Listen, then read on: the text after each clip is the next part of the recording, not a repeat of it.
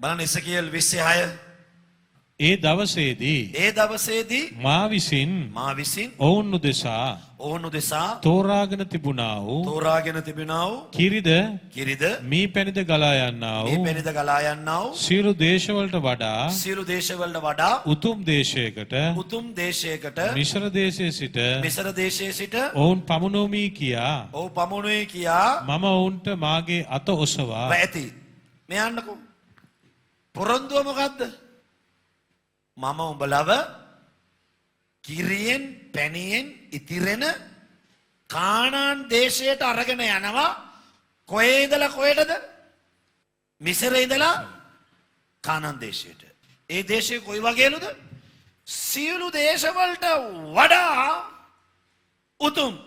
හැබැයි ප්‍රොමිස් එක දීලා කොන්දේසි ටිකක් දැම්මා.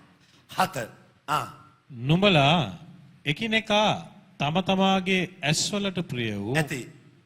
ඔන්න කන්ඩිෂන්. ඔන්න කොන්දේසි පළවෙනි එක. ඇස්වලට තම තමාගේ ඇස්වලට ප්‍රිය වූ. ඒ කියන්නේ දේව දරුවෙක් උන්වහන්සේගේ මෙහෙකරුවෙක් වෙනවා නම් එයාට පොරොන්දුව ලැබෙනවා. පොරොන්දුව කොයිද? කානාන් ඉඳලා උතුම්ම දේශයකට යන්න. හැබැයි උඹලගේ ඇස්වලට ප්‍රිය අසික්කිතකම්. නුඹලා එකිනෙකා තම තමාගේ ඇස්වලට ප්‍රිය. ඒ කියන්නේ ඔබට දෙවියන් වහන්සේගෙන් අහන්න නැතුව මේ කිසිම දෙයකට තීරණ ගන්න බෑ.